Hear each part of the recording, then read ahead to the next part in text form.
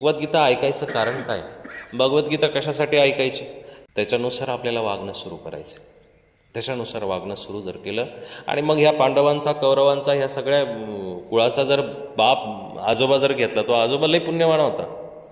पुण्यवान म्हणजे त्या कुरुराजाला ती जी जमीन आहे कुरुक्षेत्राची, त्या कुरुक्षेत्राची जमीन दान भेटली होती आणि दान भेटून त्याला आशीर्वाद सुद्धा भेटला होता की ह्या युद्धभूमीवरती जर कोणी युद्ध करेल, जर कोणी ह्या युद्धभूमीवरती मरण पावेल तर त्याला बिनाकारणाची स्वर्गप्राप्ती होऊन जाणार. एवढा मोठा आशीर्वाद भेटला होता की काही न करता किती मोठा पापी असू द्या, स्वर्ग भेटेल त्याला. एवढा पुण्यवान त्यांचा आजा होता तो. पंजा असेल, कोण असेल, कुरु राजा. पण त्याच्यामध्ये ही अशी प्रजाती पुढे जन्माला आली. अशा पद्धतीनं जन्माला आल्यानंतर आणि म्हणून त्या कुरुक्षेत्राच्या भूमीला धर्मक्षेत्र म्हटले. धर्मक्षेत्र म्हणायचं कारण काय की ती भूमी इतकी पवित्र आहे. आणि मग त्या धर्मक्षेत्रे कुरुक्षेत्रे समवेता युयोत्सव मामका पांडवाश्चैव किम कुर्वत संजय. तो आंधळा बाबा त्या संजयाला विचारतो, अरे संजू देवा, संजू बाबा, अरे सांग त्या युद्धभूमीवरती नेमकी माणसं काय करू राहिली? आणि कोण माणसं नाही, माझे पुत्र, माझे पुत्र आणि पांडव काय करतात. मोह तिथंच तसाच आहे. बघा ना, डोळ्यावरती पट्टी त्या गांधारीनं सुद्धा बांधलेली आणि या धृतराष्ट्राने सुद्धा डोळ्यावरती पट्टी बांधलेली आहे. आणि पट्टी बांधलेल्या असल्यानंतर सुद्धा सगळं काही दिसायला लागले, सगळं काही दिसतंय आपल्याला. बघा ना, लाईट गेल्यानंतर घरामध्ये अचानक जरी लाईट गेली तरी आपण चाचपडत दरवाजापर्यंत जातो.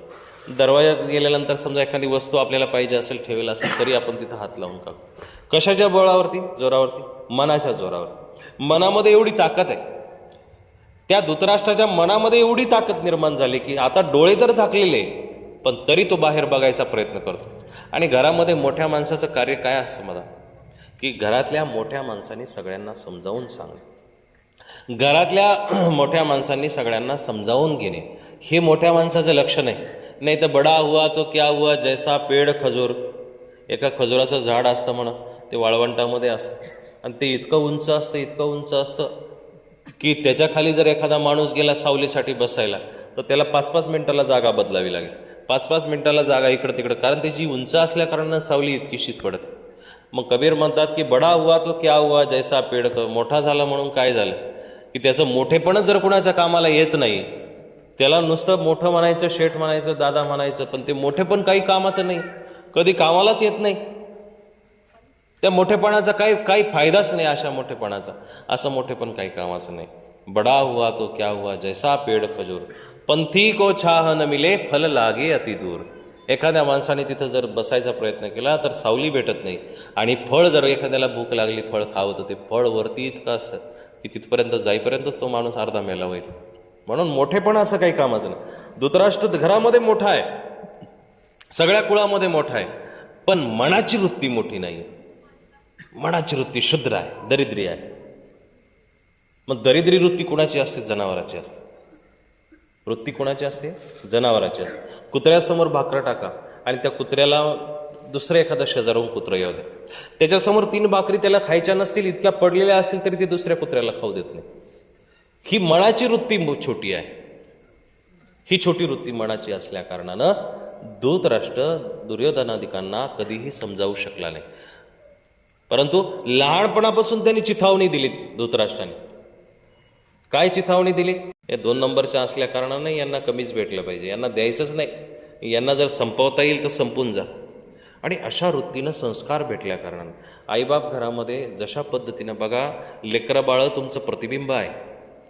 हे प्रतिबिंब पुढची पिढी किंवा समाज आपल्या आपण बघत असतो आणि समाज म्हणतो की बघा लेकर किती चांगली आहेत, जेणेकरून यांचे आईबापसुद्धा चांगले असले पाहिजे.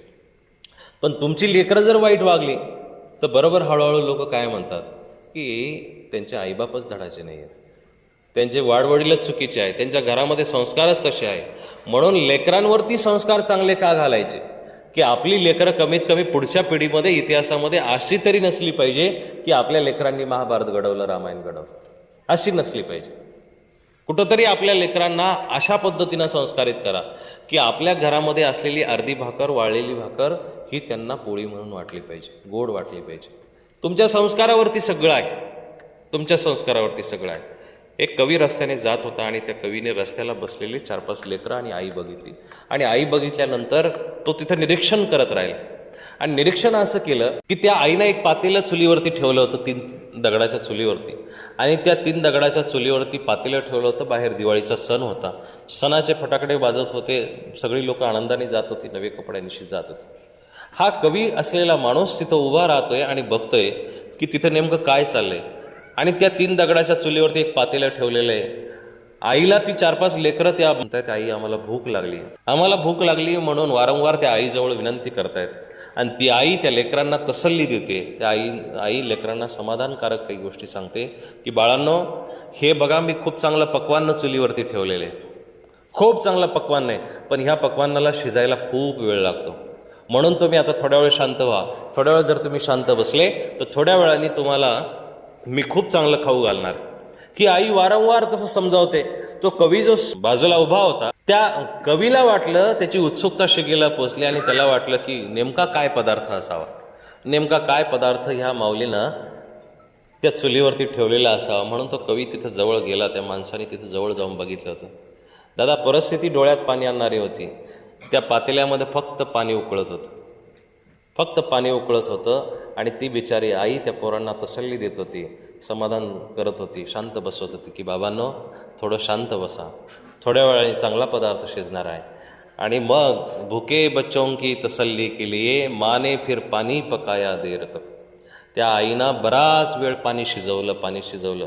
ती लेकरं एक चांगला पदार्थ भेटल बिन खाल्ल्या पिल्याची तशीच झोपी गेली. की अशी परिस्थिती जरी तुमच्या घरामध्ये असेल, पण आपल्या लेकरांना दुसऱ्याच्या दारामध्ये हात पसरायला किंवा दुसऱ्याच्या ताटातलं ओढायला बिलकुल शिकवू नका.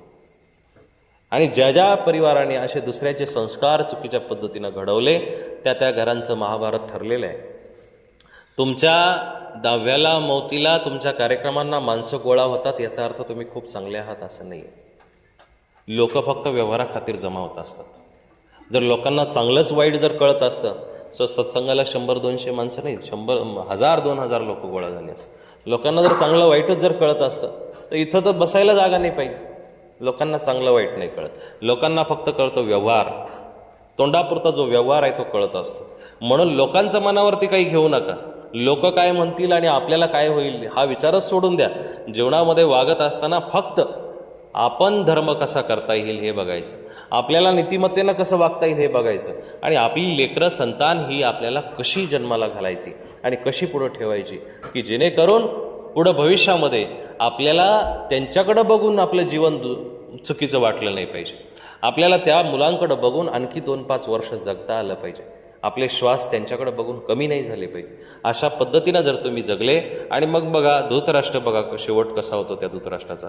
शेवटी पाय खोडीत मरावं लागतं. शेवटी त्या दुर्योधनाचं मरण समोर बघावं लागतं. तो दुर्योधनाची मांडी फुटलेली आहे दादा.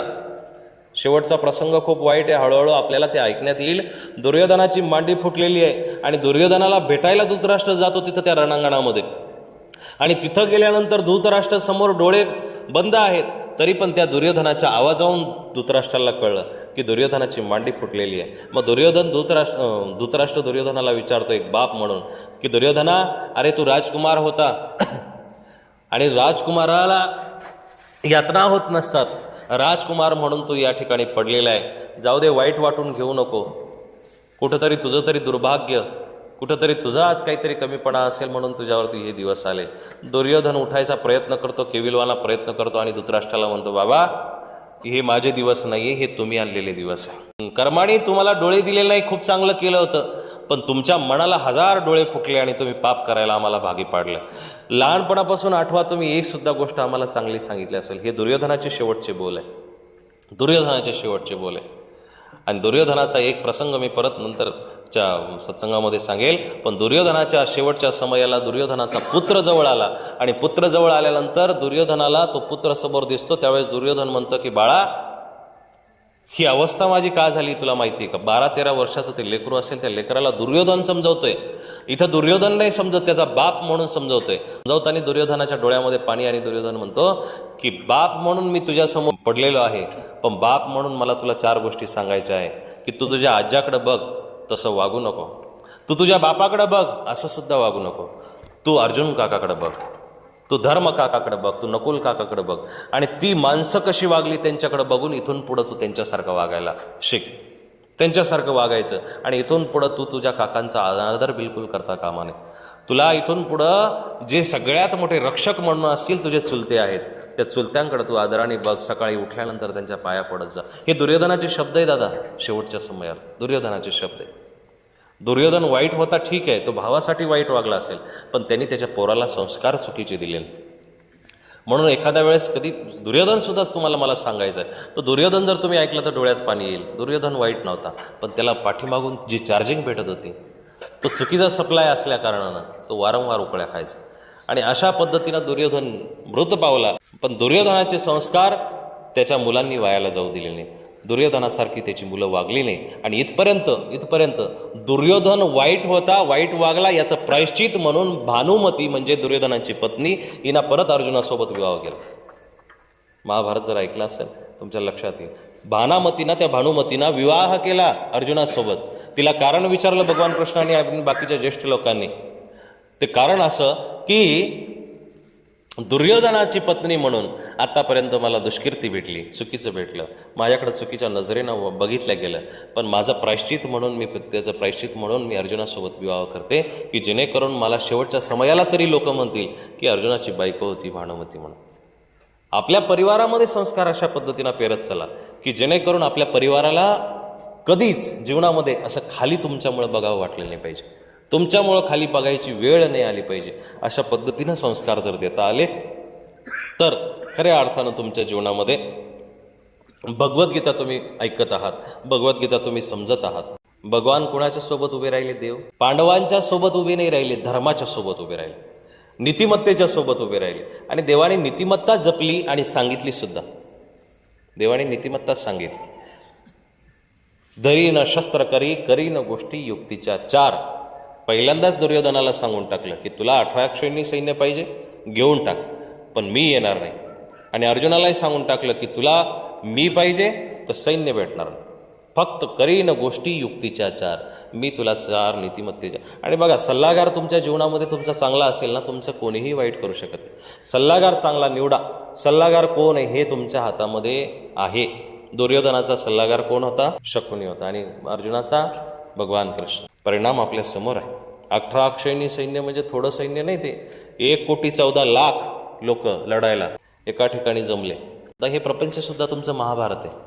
हे महाभारत तुम्ही करत असताना भगवंताची साथ तुमच्या हृदयामध्ये ठेवा. धर्म आपल्याला काय ऐकायचा आहे की भगवंताची आपल्याला साथ मागायची. आणि तुमच्या अंतःकरणामध्ये जर स्वच्छ अंतःकरण असेल तर भगवंत तिथं विराजमान होईल, येऊन बसेल. पण तुमच्या अंतःकरणात द्वेष असेल, निंदा असेल, एकमेकाविषयी पाप असेल, तो कधीच येऊ शकत नाही. त्याला यायला काहीतरी जागा चांगली पाहिजे. ती जागा जर तुमच्या अंतःकरणात स्वच्छ असेल, स्वच्छ असेल, तर भगवद्गीताही तुमच्या अंतःकरणात येईल आणि भगवंतही तुमच्या अंतःकरणात येईल. हे श्लोकावरती तुम्ही नीट जर फोकस टाकला, नीट जर ऐकलं, धृतराष्ट्र आंधळा असून सुद्धा सगळं काही घेण्याच्या इच्छेमध्ये आहे. आणि अर्जुन, पांडव उघड डोळ्याने सगळं बघतायत, तरीही त्यांना मोह नाही. अहो, राजपुत्र जो माणूस आमदार खासदार म्हणून निवडून यायला तयार आहे आणि अचानकपणे त्यांनी म्हणावं की मला सरपंच पद जरी भेटलं तरी भरपूर आहे, अशी वृत्ती आहे पांडवांची. अशी मनोइच्छा आहे की आम्हाला आता 5 गावं दिले तरी आम्ही कबूल आहोत. एवढं मन कोणी मारतं का? आजच्या काळामध्ये तरी मारणार नाही कोणी. तरीही पांडवांनी आपलं मन मारलं आणि 5 गावांसाठी सुद्धा ते तयार झाले. पण दुर्योधन हा सगळ्यात वाईट वृत्तीचा माणूस तिथं बसलेला असल्या कारणानं हे महाभारत घडून आलं. आपल्यामधला दुर्योधन मारा, आपल्यामधला चुकीचा माणूस मारा आणि धर्म आपल्यामध्ये जिवंत ठेवा. ज्या ज्या व्यक्तींनी धर्म जिवंत ठेवला त्यांचे नामोनिशाण आत्तापर्यंत आहे. पण ज्या ज्या माणसांनी, मग कुठल्या इंग्रजाचं नाव कुणी आदराने घेतं का? कुठल्या मुघलाचं, मुसलमानाचं नाव कुणी आदराने घेतलं का? कारण नीतिमत्तेने आलेली माणसं नव्हती. अनितीनं आलेली फक्त दुसऱ्याचं हडपायचं, फक्त दुसऱ्याचं घ्यायचं आणि दुसऱ्याचं कसं आपल्याला हे करता येईल. म्हणून दादांनो, चांगलं वागा, चांगल्या पद्धतीनं धर्म करा. आणि धर्म अशा पद्धतीनं करा की परमात्मा त्या धर्माला वाली असला पाहिजे, परमात्मा त्या धर्माला स्वीकार करणारा असला पाहिजे, तर तो धर्म आहे. नुसतं देवाच्या दारामध्ये जाऊन फक्त ॲक्टिंग करायची, देव केल्याची, धर्म केल्याची, नुसतं देवाला डोकं ठेवून पटकन लगेच कधी बाहेर जाऊ आणि कधी खेळायला जाऊ असा विचार करून मंदिरामध्ये जर जात असाल तर देव मग एक दिवस बरोबर डोळे उघडून शिक्षा देईल आपल्याला.